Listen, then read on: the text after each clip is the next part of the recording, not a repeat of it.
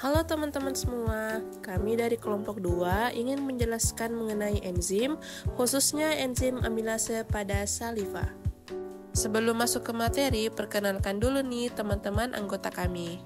Ada Tari, ada Helmi, ada Karina, ada Afida, ada Fatan, ada Nabila, ada Anggreni, ada Aurelio, ada Vita, ada Pramesti, dan yang terakhir ada Hairul. Sebelum memasuki bagian praktikum, akan lebih baik kita mengenal terlebih dahulu apa itu enzim amilase. Enzim amilase adalah enzim yang memiliki peran penting dalam sistem pencernaan. Enzim amilase ini terdapat dalam saliva dan pankreas.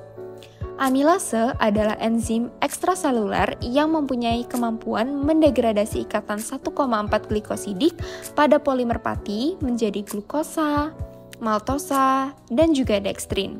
Amilase adalah enzim yang memiliki struktur 3 dimensi dan memiliki kemampuan mengikat substrat yang spesifik. Enzim amilase dapat diklasifikasikan menjadi 3, yaitu alfa amilase, beta amilase, dan gamma amilase. Alfa amilase adalah enzim jenis endoamilase yang bekerja memutus ikatan 1,4 glikosidik dari bagian dalam amilosa atau amylopektin. Kemampuan alfa amilase ini dalam memutus rantai pati secara acak menyebabkan alfa amilase cenderung bereaksi lebih cepat dibandingkan amilase lainnya, terutama beta amilase.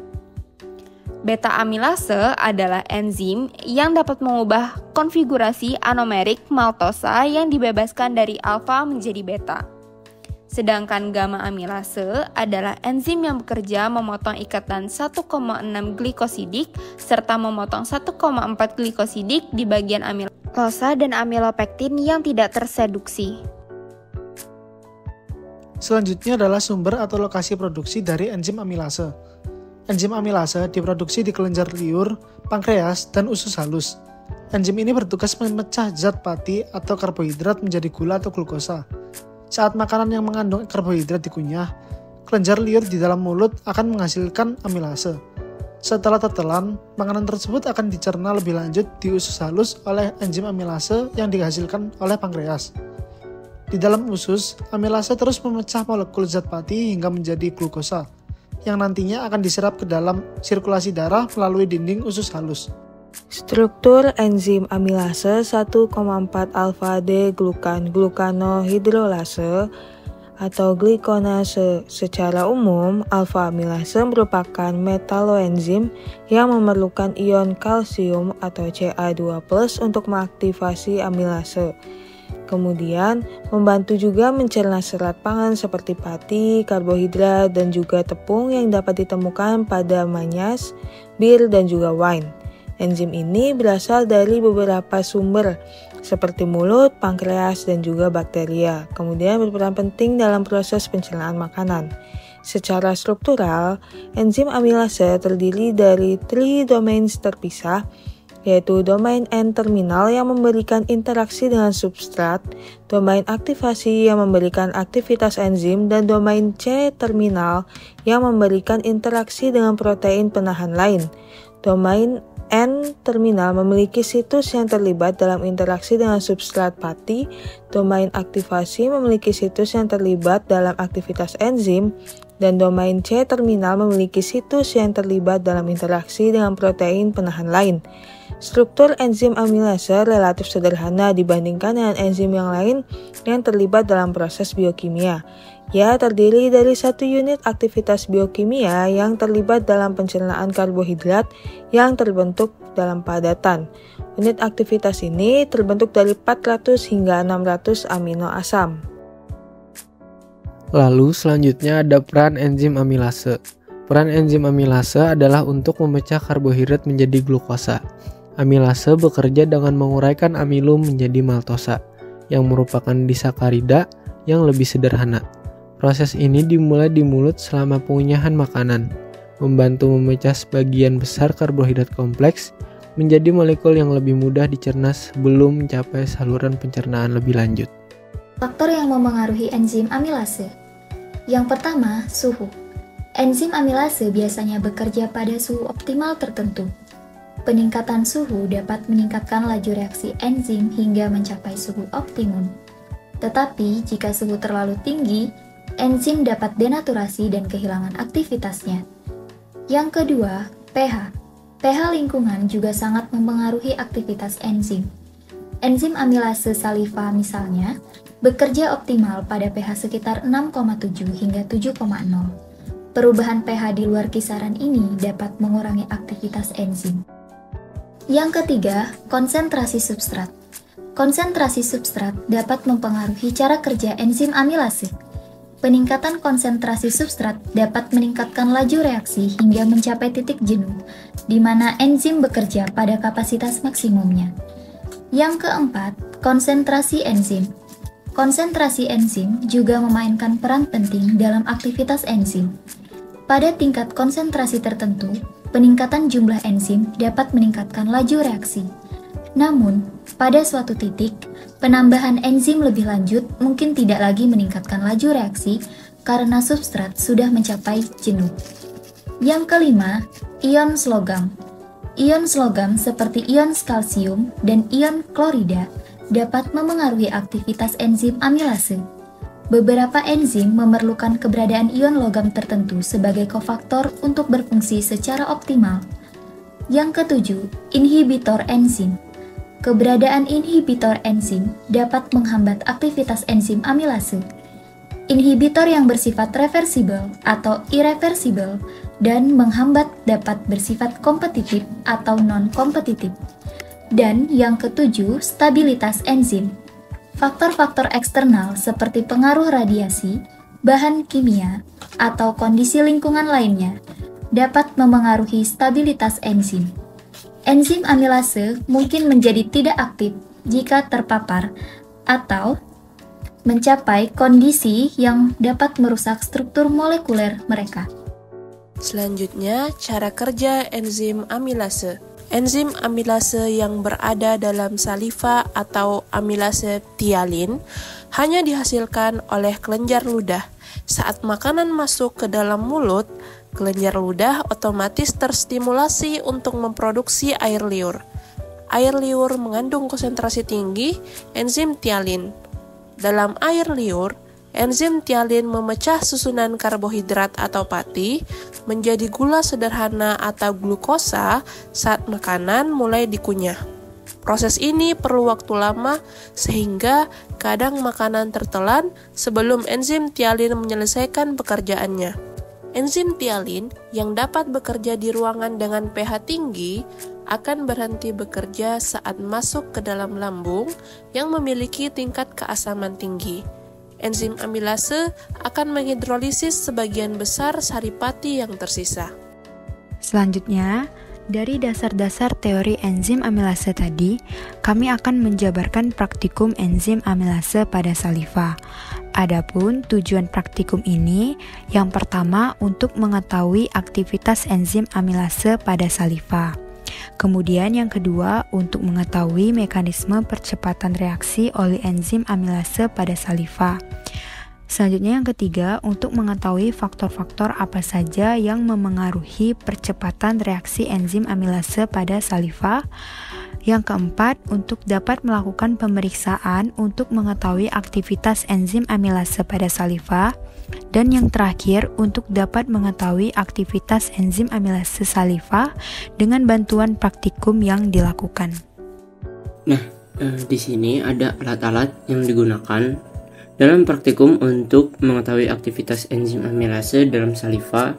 Beberapa alat dan bahan yang umumnya digunakan itu meliputi adalah 1. Beaker glass 50 ml dan 100 ml. Selanjutnya ada pipet tetes. Lalu ada tabung reaksi. Keempat ada penjepit tabung reaksi. Kelima ada corong kaca. Dan yang keenam ada pisau. 7 adalah kaca arloji. Dan yang kedelapan adalah lampu spiritus. Selanjutnya ada kasa asbes. Selanjutnya ada kaki 3. Dan yang ke-11 ada korek api. Yang ke-12 barang kita adalah termometer. Alat ke-13 adalah gelas ukur 10 ml.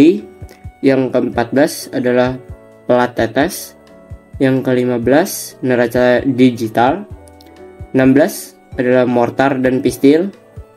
Yang ke-17 adalah parutan kelapa. Dan yang terakhir adalah kain untuk menyaring.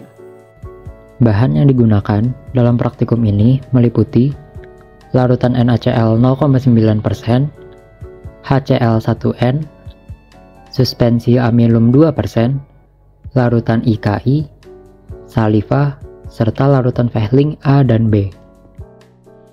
Kemudian akan saya jelaskan prosedur dari percobaan berikut ini. Yang pertama, ambil larutan NaCl 0,9% sebanyak 50 ml, kemudian masukkan larutan dalam beaker glass 50 ml. Gunakan larutan untuk berkumur-kumur. Selanjutnya, gunakan enzim yang terkandung dalam saliva untuk percobaan 2. Ambil 2 tabung reaksi, lalu masing-masing tabung diisi 2 ml suspensi amilum 2%. Tambahkan 1 ml amilase dari saliva pada salah satu tabung dan 1 ml HCl1N pada tabung kedua. Kemudian, kocok hingga tercampur dan biarkan selama 15 menit. Amati perubahan warna yang terjadi, lalu tambahkan masing-masing 1 tetes larutan IKI. Setelah 15 menit, ambil masing-masing 3 tetes dan teteskan pada pelat tetes. Lalu lakukan uji Benedict, ambil Vehling A dan B masing-masing 15 tetes. Kocok hingga tercampur, tambah suspensi amilum yang diuji selama 5 tetes. Kemudian panaskan langsung pada lampu spiritus hingga mendidih atau selama 2 menit. Hasil dibandingkan. Kemudian ulangi percobaan pada menit ke-30 dan amati perubahan yang terjadi. Pada uji Benedict tabung 1, percobaan pertama yaitu 15 menit menunjukkan warna biru muda sesuai dengan lingkaran hitam yang seharusnya besar pada reagen IKI, menandakan kadar amilum yang terhidrolisis lebih sedikit dan kadar glukosa yang masih rendah. Percobaan kedua yaitu 30 menit menunjukkan warna biru tua, sesuai dengan lingkaran hitam yang seharusnya kecil pada reagen IKI, menandakan peningkatan kadar glukosa dari hidrolisis amilum. Pada pH 0 atau tabung 2, percobaan pertama 15 menit menunjukkan warna biru muda, indikasi gula produksi dari hidrolisis amilum. Percobaan kedua yaitu 30 menit menunjukkan warna biru tua, menandakan peningkatan kadar gula produksi dengan waktu. Pada percobaan tersebut dilakukan untuk mengetahui aktivitas enzim amilase dari saliva dengan menggunakan bahan uji yaitu saliva dan HCl dengan reagen larutan IKI. Pada percobaan ini digunakan 2 tabung reaksi yang diisi 2 ml suspensi amilum 2%. Tabung reaksi yang ditambahkan saliva dan kemudian ditambahkan larutan HCl setelah diteteskan larutan IKI, warna berubah menjadi kuning kehitaman. Dan juga terdapat lingkaran hitam besar. Perubahan warna menjadi kuning tersebut menunjukkan bahwa enzim amilase bekerja, yaitu dengan menghidrolisis amilum menjadi maltosa, disakarida, dan juga glukosa. Sedangkan lingkaran hitam besar yang terbentuk menunjukkan ikatan kimia antara reagen IKI dengan amilum mulai terlepas. Jadi, dapat disimpulkan bahwa aktivitas enzim amilase adalah menghidrolisis amilum menjadi disakarida maltosa dan monosakarida glukosa. Dan proses tersebut akan berlangsung optimal pada pH yang memang sesuai untuk enzim tersebut bekerja. Contohnya adalah enzim amilase yang akan bekerja optimum pada pH netral yaitu 7. Dapat disimpulkan bahwa enzim amilase memiliki peran yang penting dalam sistem pencernaan. Enzim amilase terdapat dalam saliva dan pankreas. Kemudian, enzim amilase mampu mendegradasi polimer pati menjadi glukosa, maltosa, dan dekstrin. Enzim ini dapat diklasifikasikan menjadi alfa, beta, dan gamma. Lokasi produksi enzim amilase melibatkan kelenjar ludah, pankreas, dan usus halus. Faktor-faktor seperti suhu, pH, konsentrasi enzim, dan konsentrasi substrat memengaruhi cara kerja enzim amilase. Tujuan dari percobaan adalah untuk mengetahui aktivitas enzim amilase saliva, di mana saliva dan HCl digunakan untuk menguji aktivitas enzim pada amilum. Hasilnya menunjukkan bahwa enzim amilase menghidrolisis amilum menjadi maltosa dan glukosa, serta optimal pada pH netral sekitar 7. Nah, itu tadi penjelasan mengenai enzim amilase pada saliva. Semoga apa yang kami sampaikan bisa menambah wawasan bagi teman-teman semua. Sekian, terima kasih, dan sampai jumpa.